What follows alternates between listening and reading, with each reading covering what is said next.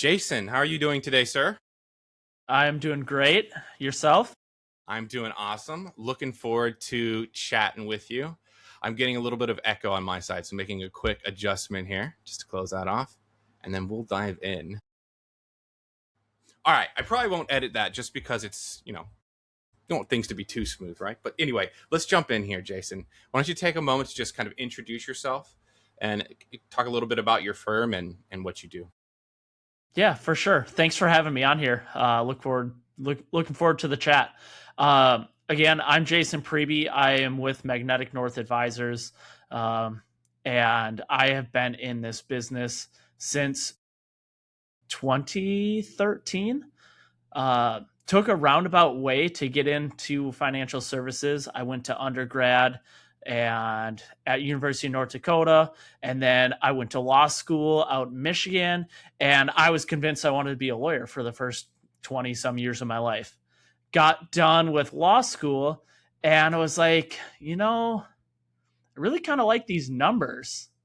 And my dad had been in the business his whole life. He'd have been an advisor. And he had always talked about it, and I had always pay, probably, my teenage rebellion years, and I always kind of push it off. I'm like, no, I want to be a lawyer, I want to argue. Sure, sure. And so I went the expensive route of going to law school, graduating, sitting for the bar, getting my attorney's license, and then going, all right, fine, let me try out these numbers, let me see what it's like here.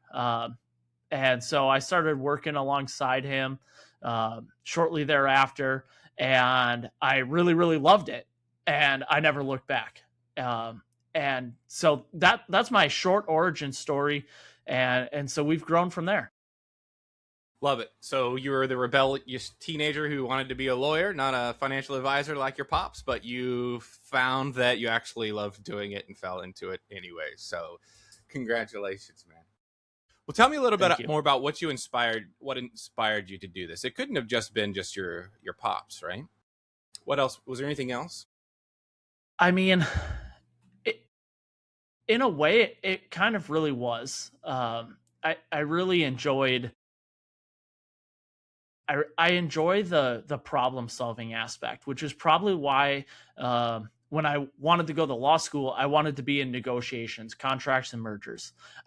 I really love the aspect of problem solving, and trying to find solutions where it's, yeah, you win, but it's a win-win overall, right? And I found that really is very similar to what planning is, right? Uh, you're trying to solve these problems or solve for a solution for families Mm-hmm. that is a balance. It's, in our world, it's, I think planning gets caught up on this. Hey, can you retire when you're 60 years old, right? And that's the goal we have set. And we really like to bring that back and like, hey, we need to be planning for now, and we need to be living now and planning for the future. And I think that's a big piece of what gets forgotten in our industry and in our profession and working with our day-to-day families is, hey, we got to make sure that we are always finding what's important in our life and making sure we're not saying we'll do that in 20 years, we'll go on the trip when the kids are a little bit older, we'll do this, all these things. We really have a people tend to have a really good habit of putting things off. Sure. And it might Yeah. sound counterintuitive, but I think the more you get people to focus on what's important to them, we call that their due north here. But if you focus on what's important, then you'll start to really be able to plan and save for the future with a lot more intentionality. I love that not putting stuff off, right? Maybe we could talk about that for a little bit. Maybe you could talk more about and describe the kind of person who comes to you, and what are some typical situations that you lead them through? Anything come to Yeah, mind? yeah, for sure. So right off the bat, one of the top pieces, one of the top things that drives people to us and what they're looking for, and how we've evolved over the last decade plus, is with my legal background,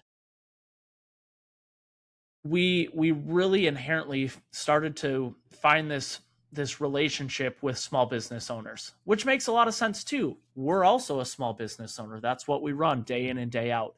And what we ended up seeing was the small business owner who's really successful struggle to find clarity and intentionality, and they're overwhelmed.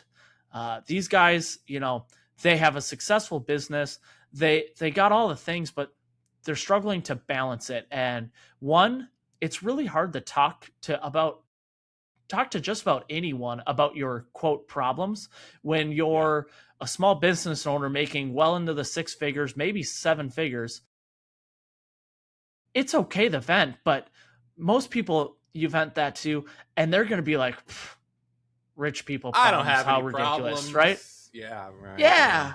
Yeah. And Well, so you're a what we small found business is, owner probably too, just like me. Like you gotta focus on doing better, and you gotta be strong and solve problems. So, but yes, yeah, yeah, exactly. And so we were finding that, they were doing all the things, but the business had grown from like starting at scratch to now they've got employees. Maybe it's just a couple, or maybe it's 5, 10, 15, and all of a sudden they're like, I'm overwhelmed. I'm doing this, I'm doing that, and I'm running 20 different lanes. And if I could do any one lane on my own, they'd be crushing it because they can do them all. The problem is they're so busy with everything, they can't they're kind of discombobulated. And so they come to to us start. at that moment in Yeah. time where they're like, hey, what do we do here? I need help. And so our practice has evolved. So, like, we're working with a small business owner to take away all of that responsibility. And part of that is planning. Part of that is, hey, they've got a lot of things going on with the business. And that's why within our practice, we have brought in, alongside Magnetic North Advisors, we have Magnetic North Insurance and Magnetic North Tax and Accounting. And for the very reasons to say, hey, you want one team. You don't want to reach out to four different people. You want one team that coordinates amongst themselves and gives you basically a one-page synopsis of here's everything we're accomplishing. We know we need to do this over here. We know we have to work on your health plan for the business, and that needs to be reviewed. We know you have your business insurance that needs to be reviewed. Mhm. And your planning wise, we know what tax bracket we're trying to hit, and we're coordinating with the CPA right next, right down my office door, right? And like, hey, what do we need to accomplish for this? And so we basically try and, I don't want to say take things off their plate, but certainly that a lot of that's what it's doing. Now they don't have to be the middleman between their accountant and their planner and the insurance broker and the health broker and their 401k retirement plan. They can access all of that from one single spot, and now they know what's going on, and they know what they're trying to do with the business. A lot of times the business is the most valuable asset that these individuals have when they come to us, and they know it's worth a lot. They know they're making good money, but what happens, they've been maybe at the business for 30 years, and they're going, well, I want to retire. How do I unlock all the value in this business? You know, maybe like me, they got a child that has the right qualities and skill sets, and they can maybe hand it off to him. But even that is, how do we do that? Because we still need liquidity, and he's broke. Right? And so how do we work that transition? Or maybe it's entirely nobody's going to take it over. We don't. How do we off? What's the off ramp? We're going down the freeway and we're on cruise control, and we forgot to think about how do we take an exit ramp. Yeah. So it's like, how do You I know? get off the treadmill here, right? Yes, Yeah. yes, exactly. So you primarily specialize in serving small business owners then? Yes, that is a core of who we work with. Obviously, having started and joined my father, we have a whole bunch of original households that are we love and we continue to work with. But the bulk of what we see come in, right, is small business owners who are like, we need somebody who gets us and who can really, take all these things that are quite disjointed and put them back in together. Nobody ever goes into business or starts a business to figure out what health plan is best for them. Nobody ever goes in the business to figure out what retirement plan works for them, or if they have enough insurance, or have any clue about taxes other than I don't want to pay them, right? And so how do we make all those things work most efficiently for you, the business owner, and not just, well, I need them because that's the size of the business and I don't know how it does. And then taking that and going, all right, we've looked at your individual personal situation and here's where we're at. And here's what we need to do to get you to the next spot in life, right? That next step. Yeah. So let's talk about that a little bit more. Let's talk about some of the things that your prospective clients come to you with. What are some of the questions that they typically ask or concerns that they have when they meet with you for the first time? What keeps them up at night? The biggest thing that keeps them up at night is they know they've got assets, but they have no idea what to do with them or if it's enough. They really want to hear somebody say, you've got enough. You can sell the business for this price. You can transition out. You can retire. You can open the, turn the page to the next chapter in the book. That's really honestly their biggest thing. The vast majority of what we're hearing is not them coming in, and we're not seeing them go, oh man, we got to save more. You're broke. We don't have enough money. Like, my goodness, what have you been spending your money on with all the, the growth of this business? It's usually they want to hear they're all good, but they want to hear how we're going to execute, right? How do I turn it into cash flow? I've never thought about it for the last 20 years. There's just money flowing into the business. I move it over to my personal checking account. How do I keep the personal checking account full when I sell the business? And so that's usually their biggest, that's usually the biggest question that we see when somebody comes to us. Yeah. So lots of questions. Like you said, they have assets everywhere. What do I do with them? How much is my business actually worth? Will it be enough to retire? I spent the last 30 years building my business. What's next for me? Those are all sorts of things that they come to you with, that you kind of wrangle everything together and help them on that path. I love it, man. I love it. Okay. On that note, how do they typically find you? Where do you get your clients from? I think at this point, the vast majority of our clients or prospects that are coming to us are typically through some sort of referral, right? Hey, and we see that because, circling back to small business owners that are doing well, but have all sorts of things that keep them up at night. They usually start venting with people that are of similar, mindsets and in a similar situation. So a lot of what happens is we get referrals from fellow business owners because they were venting to their best friend, the one that they can share their deepest thoughts about what keeps them up at night. And their friend is like, wow, you really seem to have it together now. What changed in the last year and a half? And they're like, well, started working with this team and they've really helped me organize everything that I had going on, that I was like, I started it and it got confusing and I just couldn't handle it anymore. And they've stacked everything up nice and neat, and I got all the blocks and I'm good to go now. So I would say a lot of it is referral. Yeah, it's referral based because they're talking these intimate conversations with fellow business owners that they can, pour their souls out to, and that hits a chord. The other one is we like to put out as much content as we can, and we like to try and give, general things that we're seeing and talking about and hearing, and help other people hear that and share that. And so we're on social media, we're on LinkedIn, and we try and do those things to help people, find their tribe, so to speak. Yeah. I love it, man. I love it.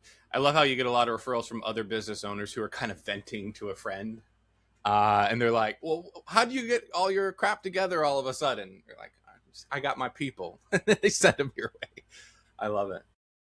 When it comes to your practice, let's talk a little bit more about vision and where you're taking your practice. Where do you see it in the next 1 to 3 years? What's your vision? What goals are you working on? So in the next 1 to 3 years, our our business itself and what we're trying to do is really take us from, we've built these individual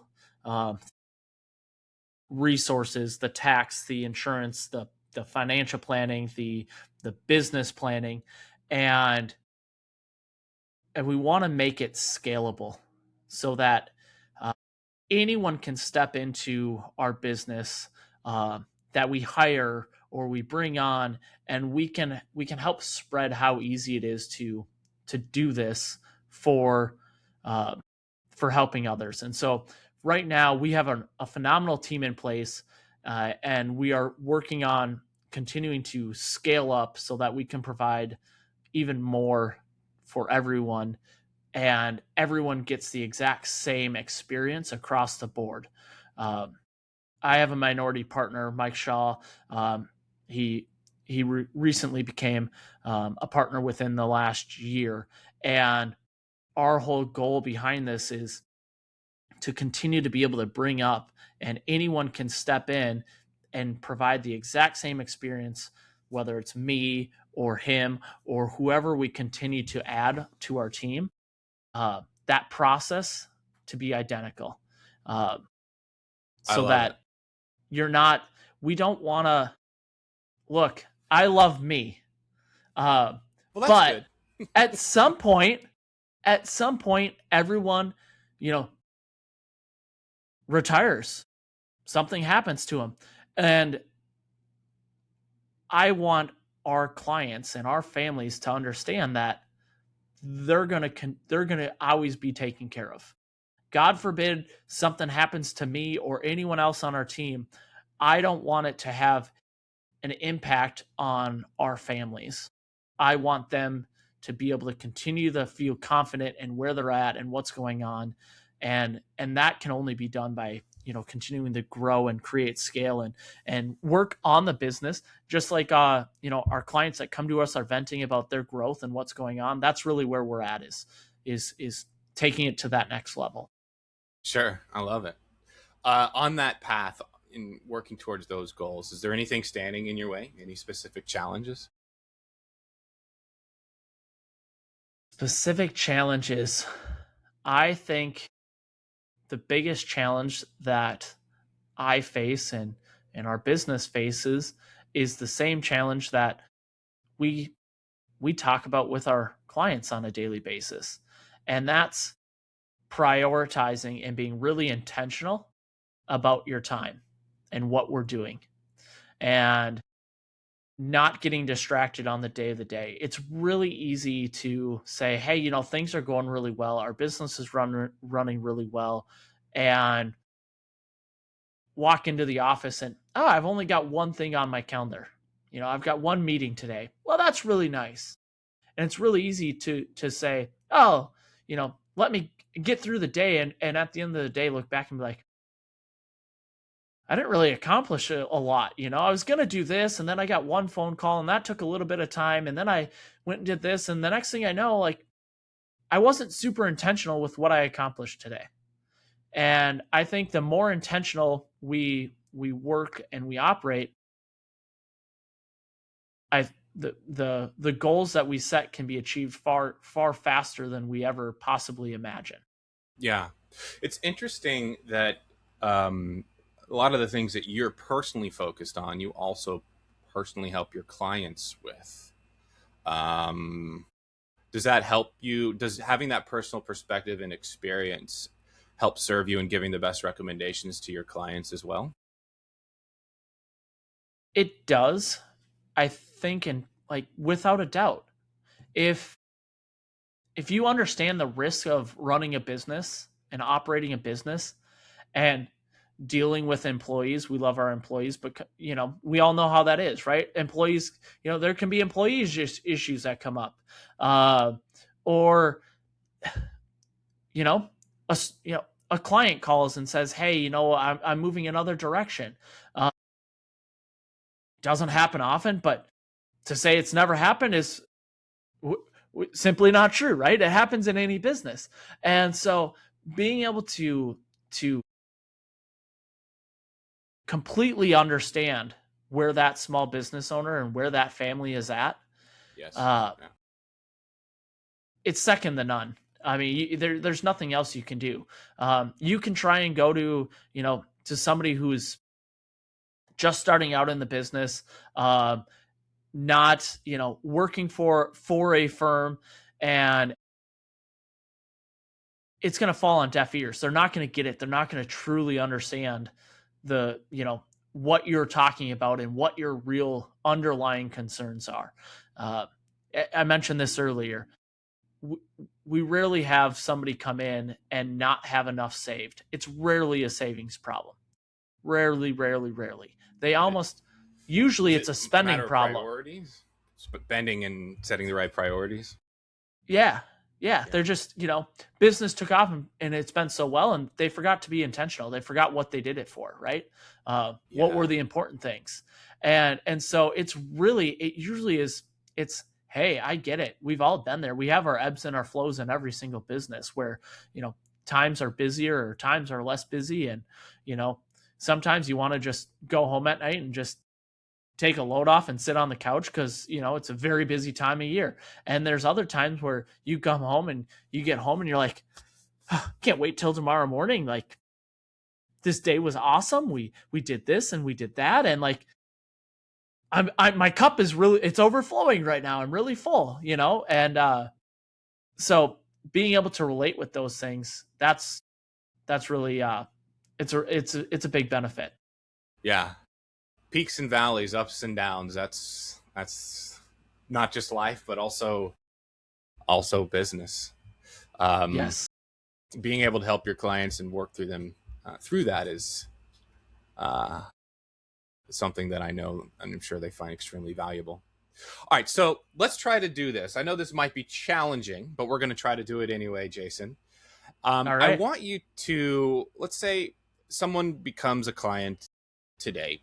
What happens the first 4 to 8 weeks? What does your onboarding process look like? And what does it look like to work with you during the course of a calendar year? Can you kind of walk us through that? Yes. So somebody reaches out to us. The first thing that we're going to do is have what we call a fit meeting.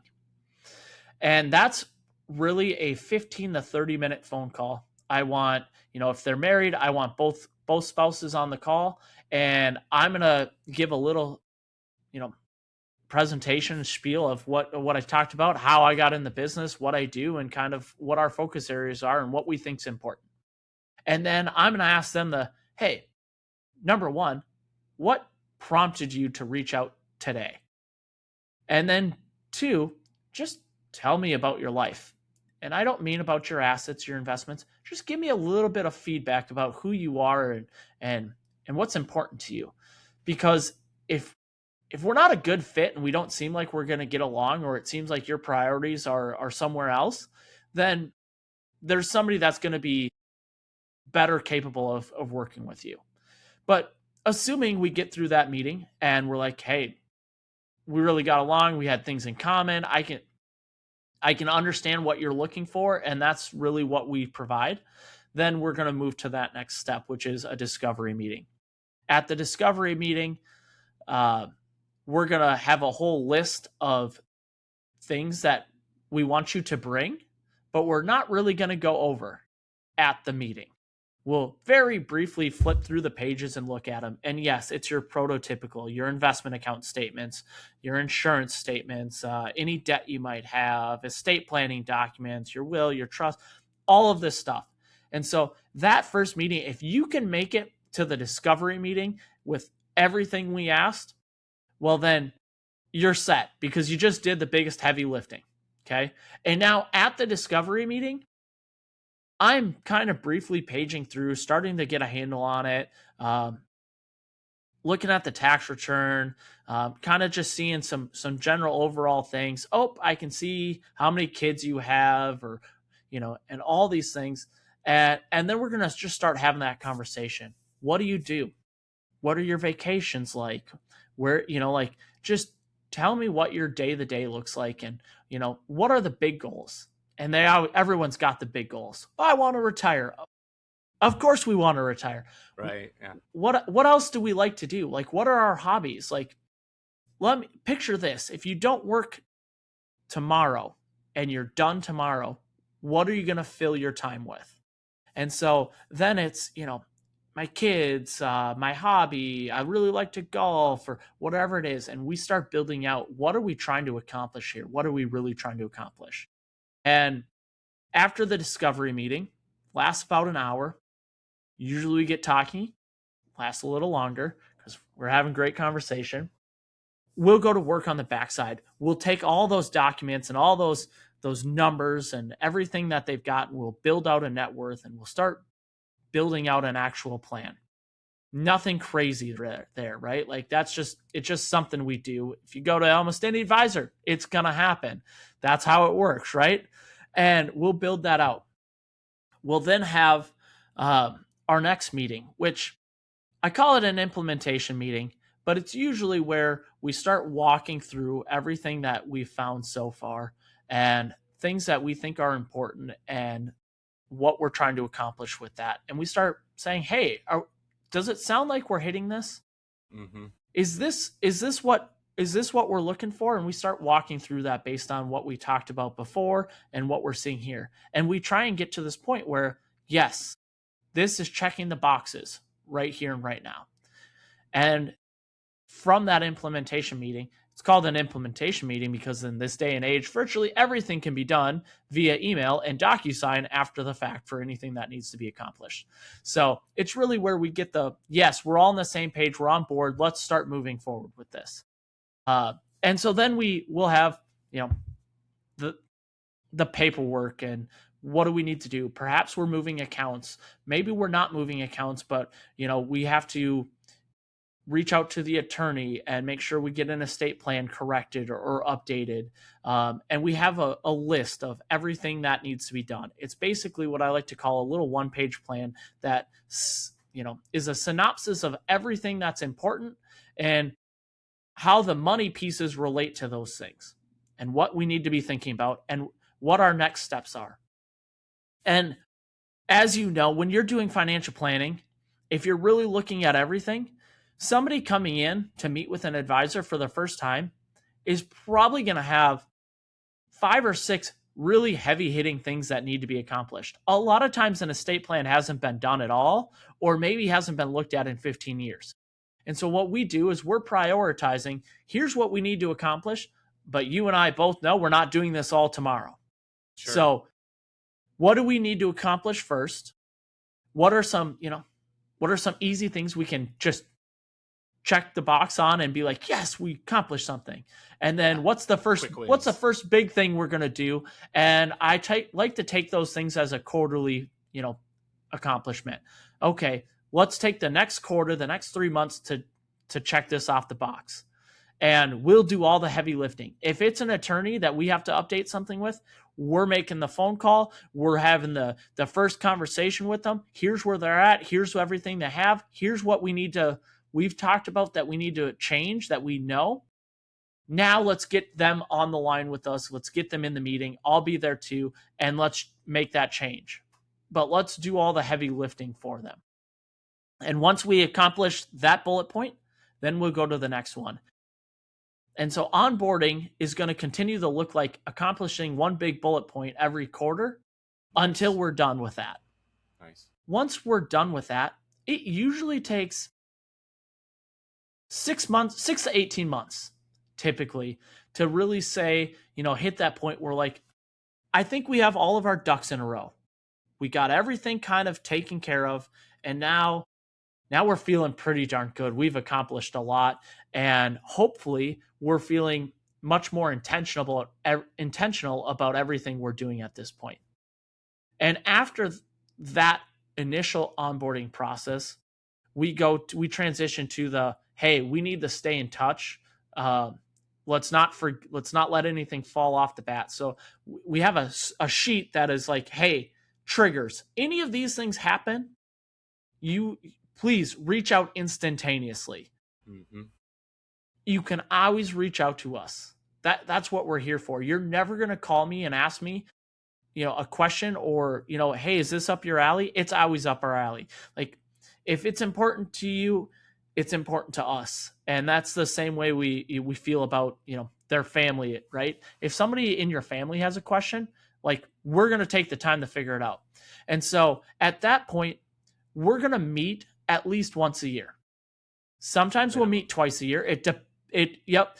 And it's always at the beginning of the year, right around tax time. We're going to accomplish and take care of their taxes, and we're going to plan everything we can at the beginning of the year for what we're going to accomplish this year. And then we're going to set tasks and when we're going to accomplish them. So, there might be only one thing. It might just be at the end of the year, we're going to run a final tax analysis, and we're going to make sure we are hitting the tax bracket that we want to hit. And maybe that's it. But whatever things we need to accomplish throughout that year, we're going to set tasks, we're going to set due dates, and the client's going to go home knowing I'm going to hear from them on these dates to accomplish these things. And then I have this, if it goes more than 3 months without hearing from a client, it's too long. So we have a recurring task within our system that says, hey, it's been 3 months and you've had zero contact with this person. It doesn't happen all that often, but I don't like to go more than 3 months without picking up the phone and saying, or sending an email and going, hey, how's it going? What's new? How was the vacation you went on? Where are we at with things? Like, anything, everything going good yet? And sometimes those are trigger points for, hey, thanks for reaching out, because something did just come up. I've been meaning to circle back. Yeah. So that's what our typical after you've onboarded looks like. That's our process. Man, you did a great job explaining that. So we'll land the plane. You got the fit call, discovery meeting, build out the plan, implementation meeting. Love you do the quarterly accomplishments, get some quick wins, set priorities, and take action on the bullet points. And a minimum, you meet once every year, but you always follow up and check in quarterly. Yeah. And I also love the trigger point. So if this happens, you contact us, okay? Making that really simple and clear for your clients. Yes. Man, I could see how a busy business owner would really value that structure and helping set those priorities. On that note, for somebody listening who wants to get in touch with you and is interested in possibly working with you, what should they do next? Where should they go? Absolutely. You can do it one of two ways. If you're on social media, just go right to LinkedIn, search my name, Jason Priebe. I'm on there all the time. We're glad to connect there. Otherwise, our website is the easiest way, www.magneticnorthadvisors.com. And there's a contact us in the top right of the page, and you'll be able to get a hold of us real quickly that way as well. Awesome. Well, thank you so much, Jason, for coming on and sharing with us what you do. Really appreciate it. Absolutely. Thank you for having me. It's been a blast. My pleasure.